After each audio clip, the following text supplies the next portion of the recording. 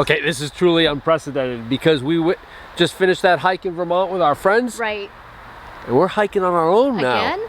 Yeah, not just again, but this is on our own. We're not like having to hike because... We're going with people. Yeah, this is like on our own. So we're going to do this Lakeview and Quarry hike, and this should be a good overlook. We've got lunch. Should be about 2+ miles. I think it can handle that, maybe. Yeah, I think so. We'll see. I'm going to be looking for mushrooms, though. That's the only thing that's dragging me along. Yes. All right, let's get this hike going. Hey, darling, can I tell you what's been on my mind? Sick and tired of the 9 to 5 in the city life. Hey, darling, we could get out of town. You see anything? I'm trying to see. That looks like part of the wood. Just making sure. But there's something else looking interesting up ahead. On she goes. Yeah, I think if you get lost on this hike with the blue blazes And the cleared trail? you're an idiot.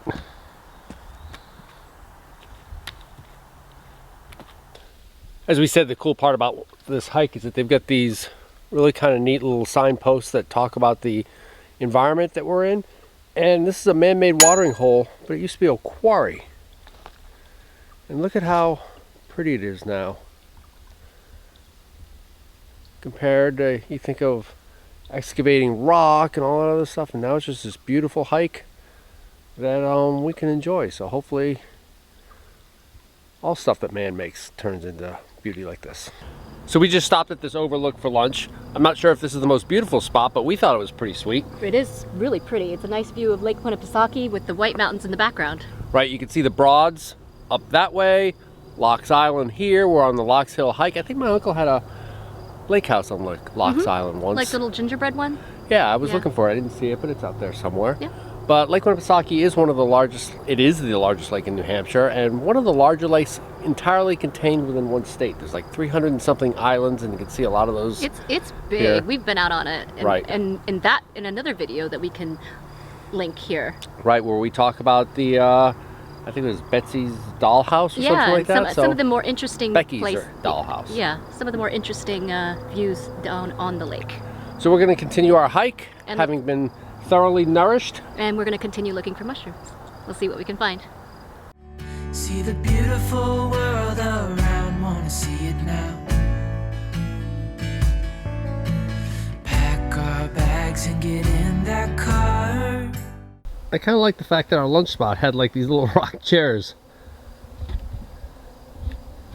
that people made. We're all by ourselves here. Super nice.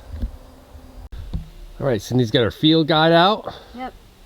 And we're going to look to identify these.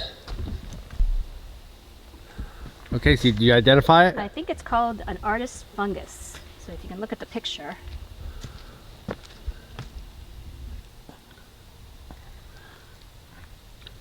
And it looks kind of like the mushroom, right? All right, Cindy's a recreational botanist. He's trying to be. Leave a little note and we'll drive real far. Let's get out, we can leave this city.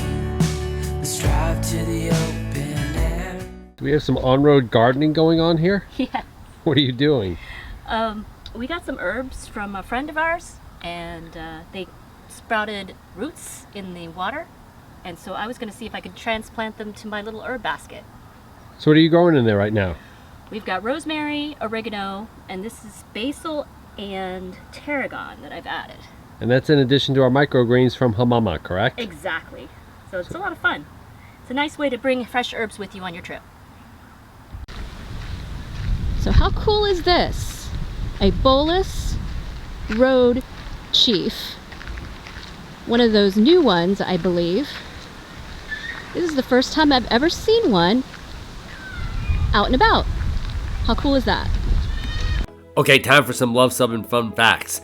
The original Bowlus Road Chief can trace its lineage back to 1934. Harley Bowlus was an engineer that had also worked on Charles Lindbergh's Spirit of St. Louis.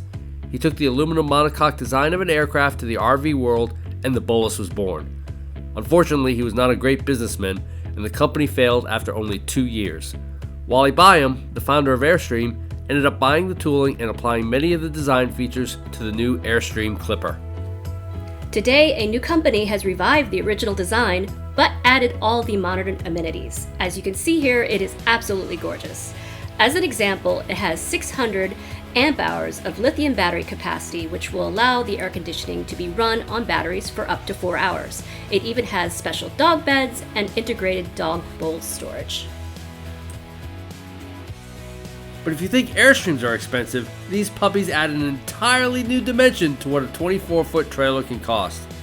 Yep, that's about $10,000 per foot. A day at Lake Winnipesaukee wouldn't be complete without hitting Wiers Beach and all of its old core arcades. Alright, we are at an arcade. I think we have enough for Luv Subbin. These things really still exist. Sydney's trying to make a coin that says Luv Subbin. Right. We're gonna see if it works. It should be good.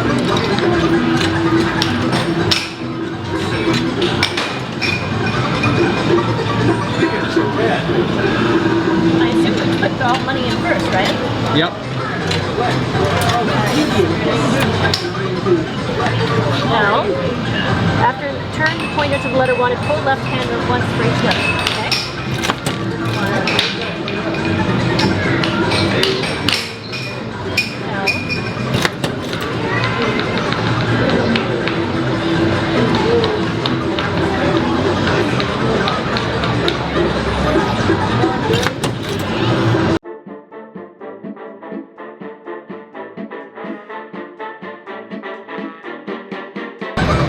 Then what happened? Okay, that was an epic fail. I told you it would be very bad if I misspelled it. I didn't intentionally misspell it, but I think my little device was maybe too close to the R instead of the S, and so I got Luv Subbin.